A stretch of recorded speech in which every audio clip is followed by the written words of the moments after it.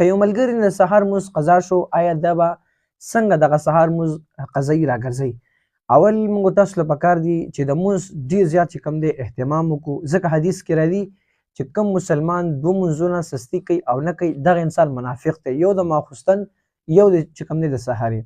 خو یو ملګری داسې دی چې هغه نه سستۍ د وجې نه یا چې کوم دی خوب پرې غالبه شو او د نه مونځ قضا شو، نو آیا اوس چې دغه مونځ دی قضا راګرځوي د سهار مونځ نیت به څنګه کوي؟ محترمو اسان نیت دی،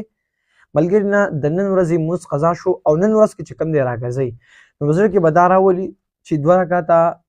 فرض مونځ د سهار قضایي راګرځوم په دې حاضر وخت خاص الله تعالی را مخ د کعبې فلور شریف کا الله اکبر. صحیح دی جی.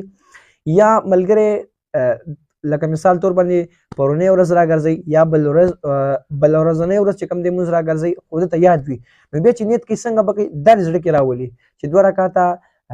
فرض مونځ کوم یا 2 رکعاته قضایي مونځ راګرځوم د سهاري د فلانکۍ وخت خاص الله تعالی را مخ د کعبې فلور شریف کا الله اکبر. یا ملګری نه مونځ قضا شوی دی خو یقینا دته یاد دی چې ما نه مونځ قضا دی خو ورځ ورته نه معلومه، بیا به څنګه کوي نیت؟ نو بهترین طریقه دغه ده چې دی کله مونځ ته ودرېږي او نیت کوي بیا یې داسې وکړي چې 2 رکعاته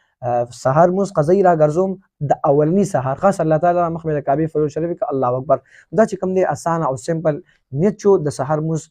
چانه قضا شوي د دغې متعلق مې تاسو ته ذکر وکړو. ډېر ملګري داسې دي چې کوم دغه نه سهار مونځ قضا شوي وي، نو ټول ملګرو ته وایم چې دا صدقې جاریه ده، هر ملګري ته ورسوئ. کیدای شي که یو ملګری په دې باندې عمل وکړي مال هم پرې الله اجر راکړي او تاسو هم چې کوم دی الله اجر درکړي، ځکه موږ تاسو ډېر د ګناه کارونه شیر کړل. که چېرته دغه ویډیو زموږ او ستاسو د آی ډي نه شیر شوه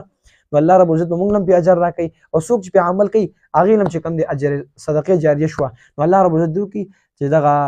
موږ څومره عمل کوو د الله د رضا لپاره دی الله وګرځوي. واخر دعوانا ان الحمد لله رب العالمین.